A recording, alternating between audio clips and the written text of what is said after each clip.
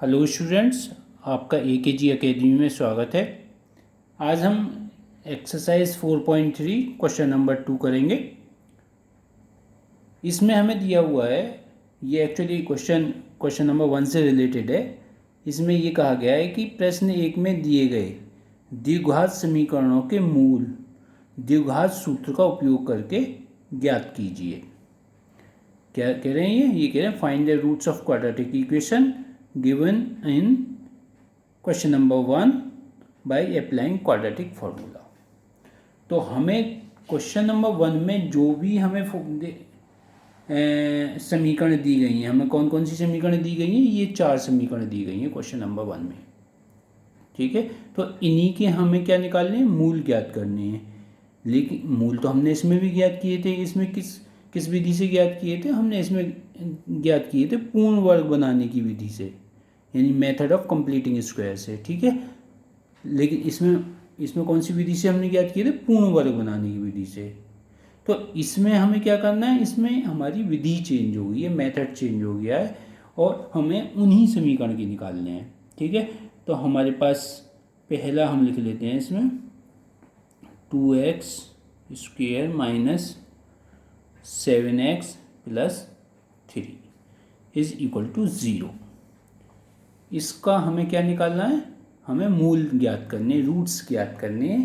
किस विधि से, quadratic formula apply करके, यानी कि द्विघात सूत्र। अब ये द्विघात सूत्र क्या है, द्विघात सूत्र ये होता है, देखिए द्विघात सूत्र,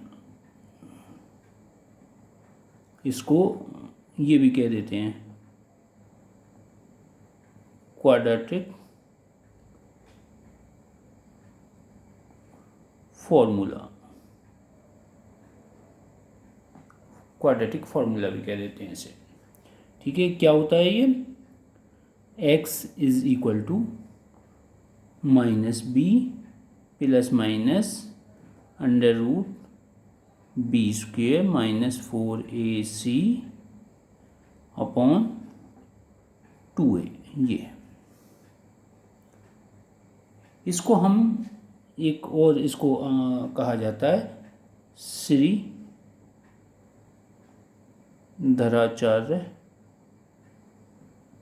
सूत्र, 20 को हम कहते हैं, क्योंकि इसे श्री धराचार्य ने प्रतिपादित किया था, इसलिए हम श्री धराचार्य सूत्र 20 को कहते हैं।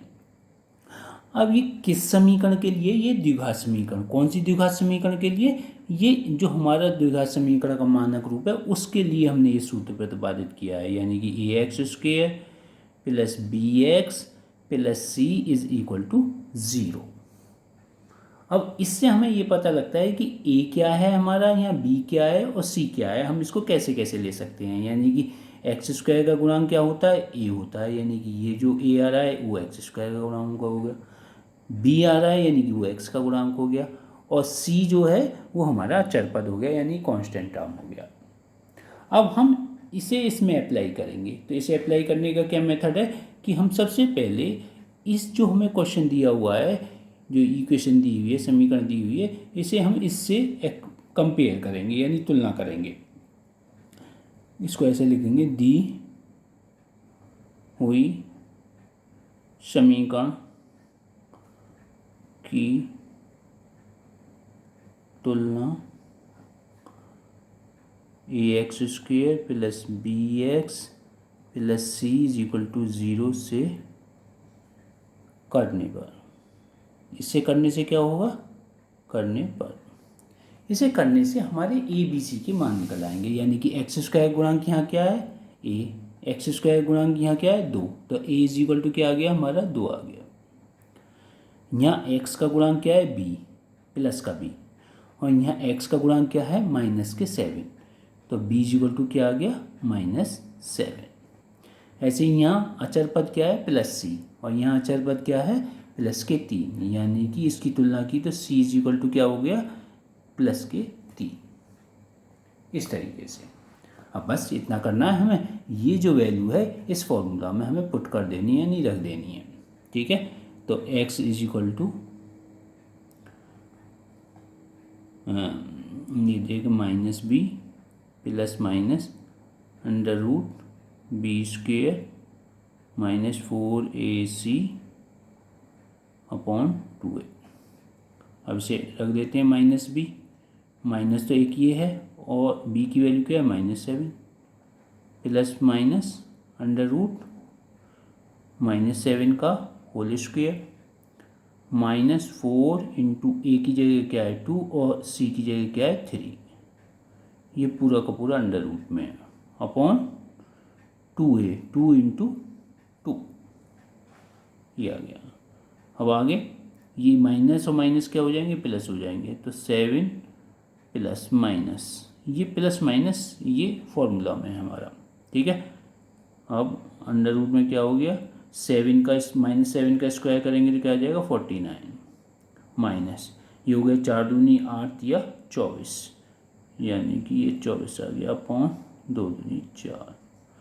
अब इसको आगे और हल करें तो क्या आ जाएगा हमारा आ जाएगा -7 प्लस माइनस, अब 49 में से अगर हम 24 माइनस करें तो क्या आ जाएगा हमारा 25 आ जाएगा upon 4 is equal to 7 plus minus, और 25 का अंडर रूट कितना होता है 5 होता है वो, ठीक है। 25 का अंडर रूट करेंगे तो 5 आएगा अपॉन 4। अब ये x की दो वैल्यू आ गई हमारे पास, दो वैल्यू कैसे आ गई, एक बार इसे प्लस करेंगे एक बार माइनस करेंगे, ठीक है। कैसे, तो x की वैल्यू क्या आ गई, x is equal to 7 plus 5 upon 4 is equal to 7 और 5 कितने हो गए 12 हो गए, 12 अपॉन 4 इज इक्वल टू 3। दूसरी वैल्यू हमारी क्या आएगी, दूसरी वैल्यू हमारी आएगी x is equal to 7 minus 5, क्योंकि एक बार माइनस साइन लेंगे, अपॉन 4 इज इक्वल टू कितना हो गया ये 2 upon 4 is equal to 1 upon 2। तो हमारे समीकरण के मूल क्या हो गए, समीकरण के मूल इज इक्वल टू हो जाएंगे 3 और 1 अपॉन 2। अब आप ये देखो कि पिछले वीडियो में हमने इसको किया था किस मेथड से, हमने इसको पुराने वाले मेथड से, यानी कि हमने पूर्ण वर्ग बनाने की विधि से भी किया था इसको, इस वाले को, ठीक है, पूर्ण वर्ग बनाने की विधि से किया था। अब कि हमने किससे किया है, इससे अब कि हमने किया है इसको द्विघात सूत्र से। दोनों से हमारा आंसर एक ही आएगा, किसी भी विधि से कर लें, जो समीकरण के मूल हैं वो जो हैं वही आएंगे। यानी पहले भी हमारा 3,1/2 आया था, इस बार भी हमारा यही आया है। अब हम इसका सेकंड पार्ट देख लेते हैं। सेकंड पार्ट में हमें क्या दिया है, इसमें से इक्वेशन दी है 2x square plus x minus 4 is equal to 0, ये दिया है। हम क्या करेंगे, सबसे पहले इसकी तुलना करेंगे किससे, जो हमारा समीकरण का मानक रूप है, यानी स्टैंडर्ड फॉर्म जो है। तो ये लिखेंगे दी हुई समीकरण की तुलना ax square plus bx plus c is equal to 0 से करने पर, ठीक है। तो इससे करेंगे तो a इज इक्वल टू क्या आ जाएगा, a इज इक्वल टू आ जाएगा 2, b इज इक्वल टू क्या आ जाएगा, यहाँ ऊपर b का कोई नंबर नहीं लिखा हुआ है, इसका मतलब 1 है, ठीक है 1, और c इज इक्वल टू क्या आ जाएगा, यहाँ जो साइन है यानी चिन्ह है वो साथ लेते हैं, यहाँ c इज इक्वल टू यहाँ -4 लेंगे, ठीक है, तो -4 आ गया, ठीक है। अब हमारा द्विघाती सूत्र, द्विघाती सूत्र से, या द्विघात भी कहते हैं इसे, द्विघात सूत्र या द्विघाती सूत्र से x is equal to -b plus minus under root B square minus 4ac upon 2a। अब इसमें ये वैल्यूज़ पुट कर देंगे, तो -b की जगह -b की जगह 1 plus minus under root B square 1 का स्क्वेयर माइनस 4 इंटू a की जगह क्या 2 और c की जगह क्या -4, ठीक है। अपॉन 2 इंटू ए की जगह 2। ठीक है, अब इस सिंप्लीफाई कर लेते हैं। तो -1 प्लस माइनस अंडर रूट 1 का स्क्वायर करेंगे तो 1 ही आएगा, और इसको हो गया 4 दूनी 8 चौक 32, और माइनस माइनस प्लस हो जाएगा तो प्लस के 32 अपॉन 4 ये आ गया। ठीक है, आगे इसको किया तो -1 प्लस माइनस अंडर रूट 32 और 1 कितना हो गया 33/4, ये हमारा आ गया। तो समीकरण के मूल क्या हो जाएंगे, इस संख्या को एक बार जोड़ देंगे, एक बार माइनस कर देंगे, घटा देंगे, तो क्या हो जाएंगे हमारे। अतः समीकरण के मूल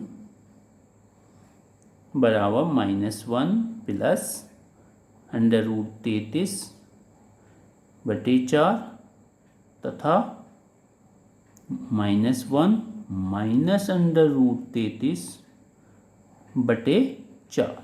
इस तरीके से ये दो मूल हमारे हो जाते हैं। अब हम इसका ये तीसरा पार्ट करते हैं। तीसरा पार्ट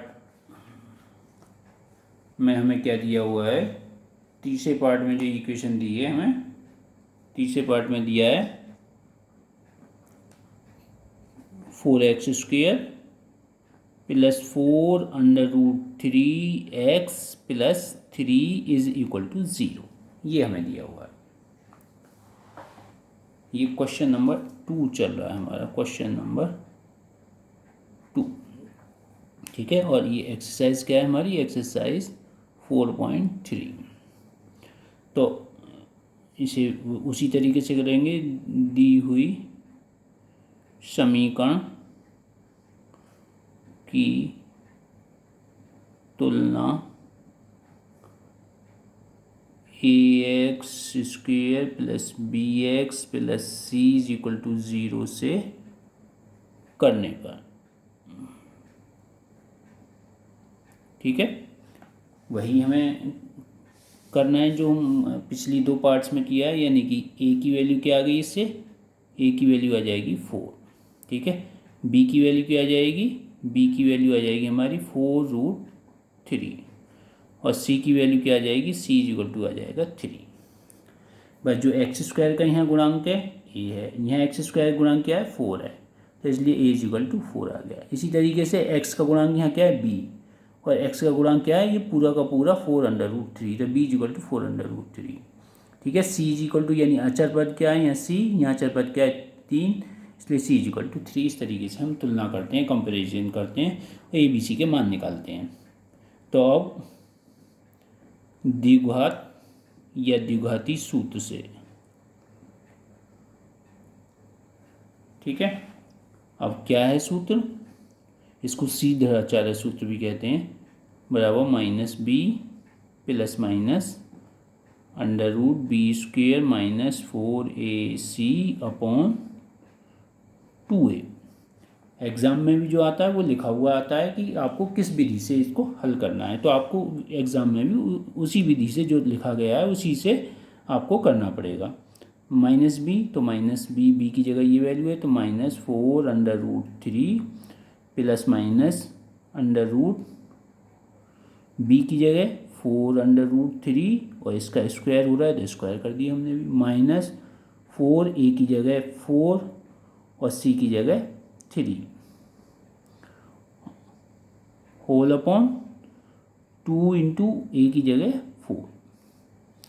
इसे सिंप्लीफाई कर लेते हैं, -4√3 प्लस माइनस अंडर रूट, अब देखिए अगर 4 का स्क्वायर करेंगे यानी 4 का वर्ग करेंगे तो 16 आ जाएगा, और अंडर रूट 3 का वर्ग करेंगे तो क्या आ जाएगा, अंडर रूट हट जाएगा, यानी कि 16 तो ये हो गया और 3 ही हो गया, 16 थी 48 यानी 48 हो गया ये पूरी की पूरी वैल्यू। और ये कितना हो गया, 4 चौक 16 थी 48, ये भी 48 आ गया, दोनों 48 आ गए, अपॉन कितना आ गया ये 8।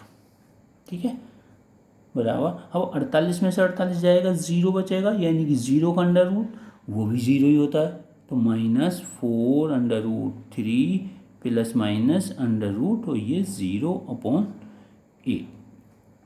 आगे क्या हो गया, ये हो गया -4√3 ±0/8।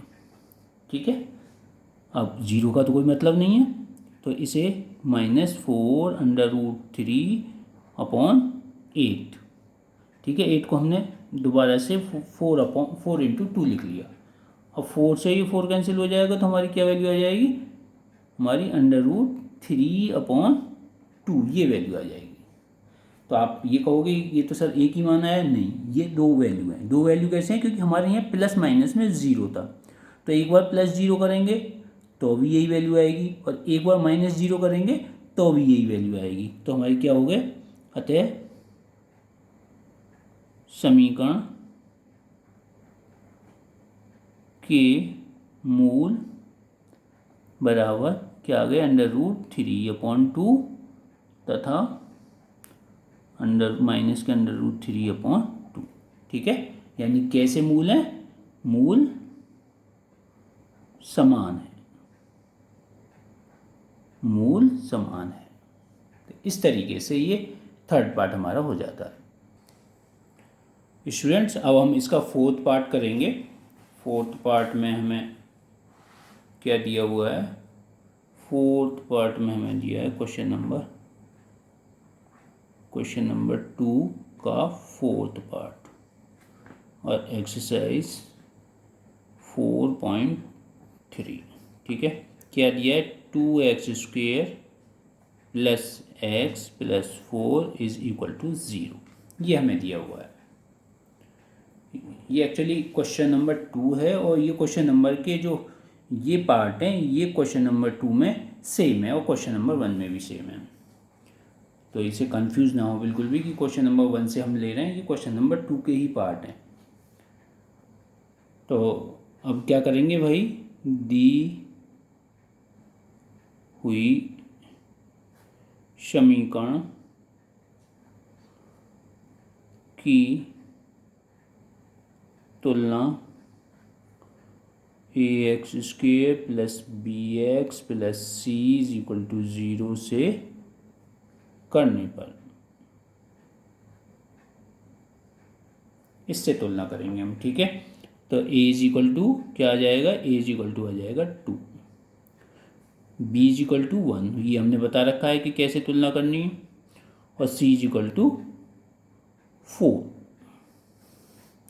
अब वही द्विघात सूत्र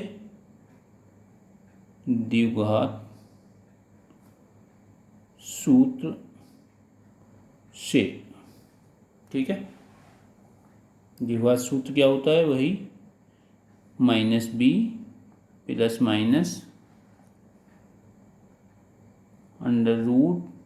√b² -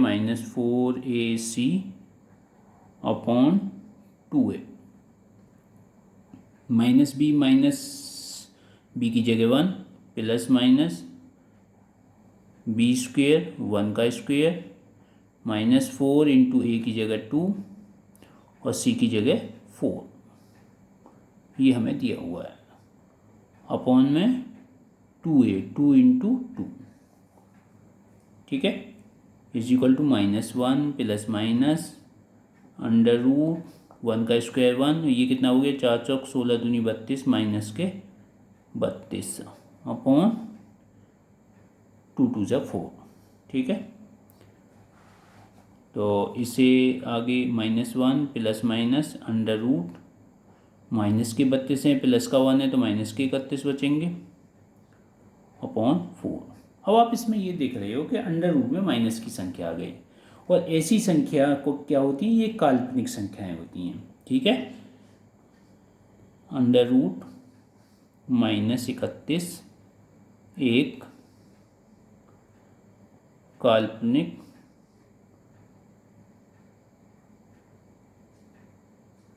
संख्या है,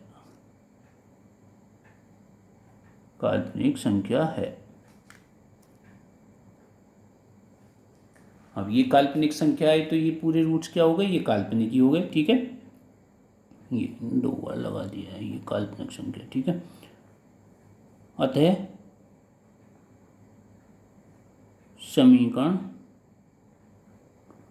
के मूल काल्पनिक होंगे। कैसे रूट्स होंगे इसके? काल्पनिक होंगे, ठीक है। और इसका मतलब क्या हो गया कि दी हुई, इसका अर्थ ये निकलता है, अर्थात दी गई समीकरण के मूलों का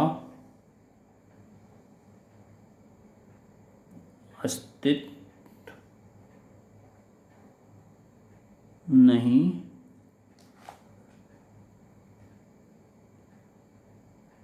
होगा, ठीक है। यानी कि ये जो समीकरण दी हुई है इसके मूल एग्जिस्ट नहीं, रूट्स एग्जिस्ट नहीं करेंगे, यानी मूलों का अस्तित्व नहीं होगा। तो इस प्रकार हमने ये क्वेश्चन नंबर 2 के 4 पार्ट्स किए, जो हमने द्विघात समीकरण के द्विघात सूत्र से किए, यानी C धाराचार्य के सूत्र से किए। तो स्टूडेंट्स, आपको समझ में आया होगा। आप अगर कोई भी आपकी क्वेरी है तो आप कमेंट सेक्शन में ज़रूर लिखें, मैं उसका रिप्लाई करूँगा। और आप इस चैनल को सब्सक्राइब करें, शेयर करें, लाइक करें। Thank you students.